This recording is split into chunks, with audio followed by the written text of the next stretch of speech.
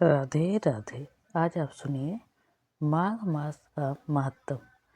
कथा 23वां अध्याय।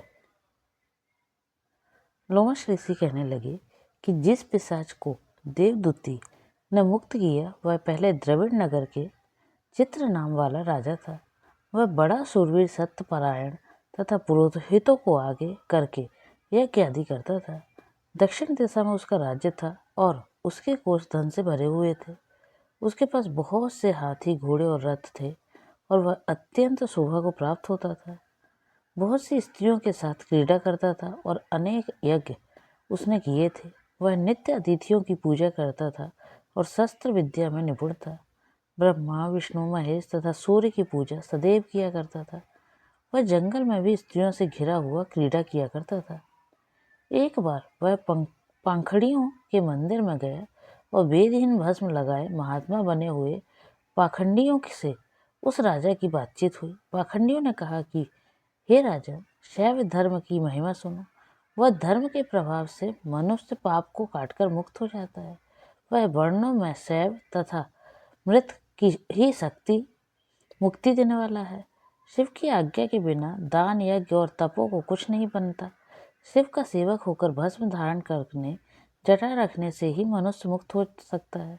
जटा धारण करने तथा भस्म लेपने से ही मनुष्य शिव के समान हो जाता है। इसके बराबर कोई पुण्य नहीं है। जटा भस्म धारण किए हुए सभी योगी शिव के सादृश्य होते हैं। अंध, जड़, नपुंसक तथा मूर्ख सब जटा से ही पहचाने जाते हैं। शूद्र वर्ण में शैव की पूजनीय है। विश्वामित्र क्षत्रिय होकर तप से ब्राह्मण हो गए। वाल्मीकि चोर होकर उत्तम ब्राह्मण हो गए। अतएव शिव पूजन में किसी बात का विचार नहीं है। तप में ही ब्रह्मत्व प्राप्त होता है, जन्म से नहीं। इस कारण शिव का दर्शन उत्तम है तथा शिव के सिवाय दूसरे देवता का पूजन न करे। शिव तपस्वी को विष्णु का त्याग करना चाहिए। विष्णु की मूर्ति का पूजन नहीं करना चाहिए। विष्णु के दर्शन से शिव का द्रोह उत्पन्न होता है और शिव के द्रोह से रौरवादिक नरक मिलते हैं। इसी के से भव सागर से पार होने के लिए विष्णु का नाम ही भी नहीं लेना चाहिए। शिव भक्त निशंक होकर जो शिव से प्रेम करता है वह कैलाश में वास करता है, इसमें कुछ संदेह नहीं। इस धर्म का पालन करने वालों का कभी नाश नहीं होता है। इस पाखंडी के ऐसे वचन सुनकर राजा ने मोह में आकर उनका धर्म ग्रहण कर लिया और वैदिक धर्म को त्याग दिया। वह श्रुति, स्मृति और ब्राह्मणों की निंदा करने लगा। उसने अपने घर में अग्निहोत्र को बुझा दिया और धर्म के कार्य बंद कर दिए। विष्णु की निंदा और वैष्णवों से द्वेष करने लगा और बोला, कहाँ है विष्णु, कहाँ देखा जाता है, कहाँ रहता है, किसने देखा है? और जो लोग नारायण का भजन करते हैं उनको दुख देता था। पाखंडियों का मत ग्रहण कर राजा वेद, वैदिक धर्म, व्रत, दान और दानियों को नहीं मानता था। अन्याय से दंड देता एवं वह कामी राजा सदा स्त्रियों में के समूह से घिरा रहता और क्रोध से भरा रहता।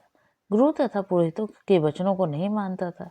पाखंडियों पर विश्वास करता हुआ उनको गांव, हाथी, घोड़े और स्वर्ण आदि देता था। उनके सब कार्यकर्ता भस्म धारण करता और मस्तक पर जटा रखता था और जो कोई विष्णु का नाम लेता उसको मृत्यु का दंड दिया जाएगा। यह निनोरा उसने पिटवा दिया था। उसके भय से ब्राह्मणों तथा वैष्णवों ने उस देश को छोड़ दिया और दूसरे देशों में चले गए।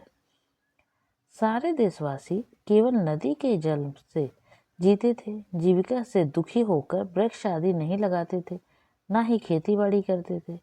प्रजा अन्न के अभाव में से सड़ा गला अन्न भी खा लेती थी। आचार, विचार, अग्नि, क्रिया सबको छोड़कर काल रूप की तरह वह राजा शासन करता था। कुछ काल पश्चात उस राजा की मृत्यु हो गई और वैदिक रीति से उसकी क्रिया भी नहीं की गई। यह यमदूतों से अनेक प्रकार के दुख उठाता रहा। कहीं लोहे की कीलों पर से चलना पड़ा, कहीं जंगल जलते अंगारों पर चलना पड़ा, जहाँ सूर्य अति तीव्र था और न कोई छाया का वृक्ष था। कहीं लोहे के डंडों से पीटा गया, कहीं बड़े बड़े दांतों वाले भेड़ियों और कुत्तों से काटा गया। इस प्रकार दूसरे पापियों का हाहाकार सुनता हुआ वह राजा यमलोक में पहुंचा। यह था 23वां अध्याय का 30वें अध्याय की कथा। आगे की अध्याय की कथा के लिए चैनल से जुड़े रहिए। तब तक के लिए राधे राधे।